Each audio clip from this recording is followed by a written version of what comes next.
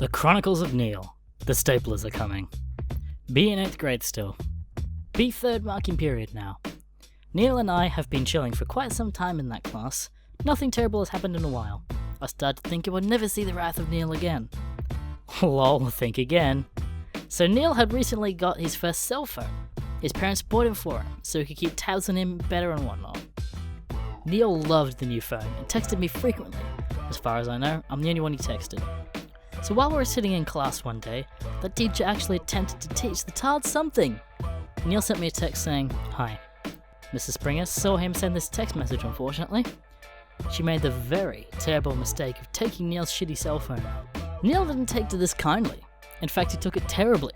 As soon as she took it out of his hand, he let out the Rap the Tard screech, so fierce that it made Miss Springer drop his phone. At this point, Neal thought he had broke the phone and went into full rage mode.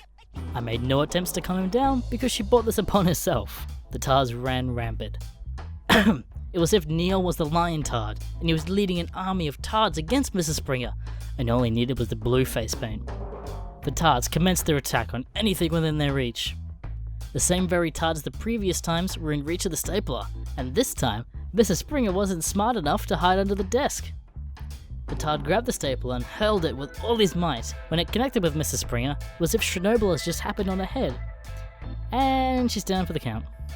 1, 2. Oh, why even bother? She was fucking out.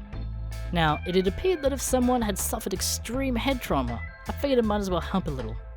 Turns out that Neal's cell phone was fine. The battery had just fallen out. Put it back in and handed it to him, and he returned to his realm of not giving a fuck about the damage he had just caused. Turns out Neal was leaving early that day, so he bailed before the tard wranglers even got there to clean up the mess. Neal just walks out the door, looking at his phone, simultaneously waving behind me. Bye, Pig! See you, Neal.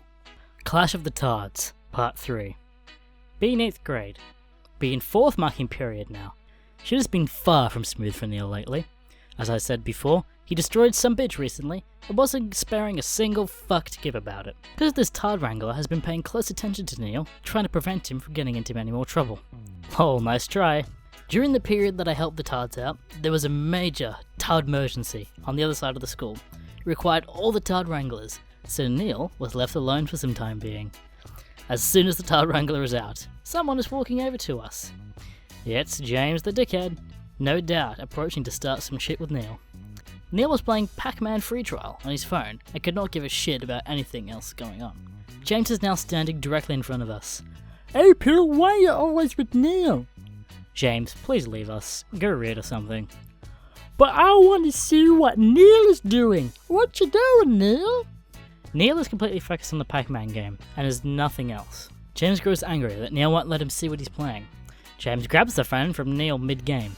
As James looks at his phone, all you hear is a whoop whoop whoop sound of Pac-Man dying. Bad idea, James. Bad idea. Neal emits the Rap the Tard screech and stares directly at James with the fury of 1,000 burning midgets. James is now unable to resist the screech to an extent, but is futile nevertheless. His future was set the second he touched Neal's phone. Neal approaches James with very blunt, cruel intentions.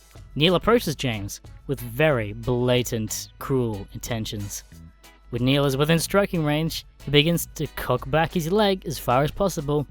The tard wrangler is now turning the handle of the door. Too late now, though James's manhood is about to be decimated. Neal unleashes the most powerful kick ever performed by man.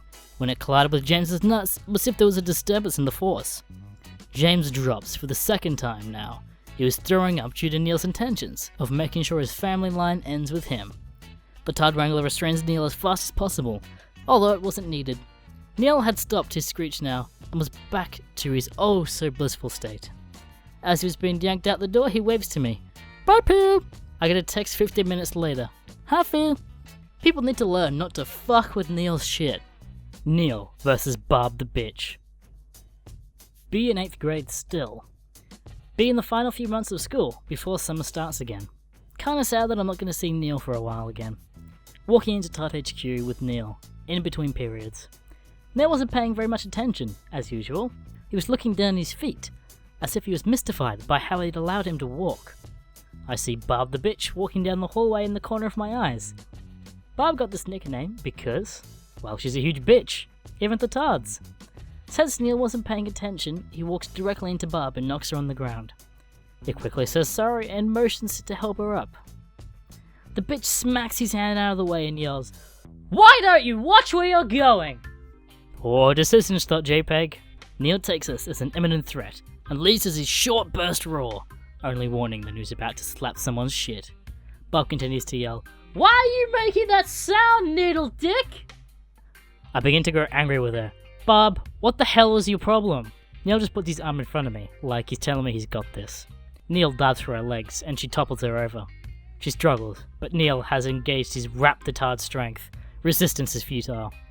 He gets into full mount position on top of her, and positions his head directly over hers. The roar has stopped.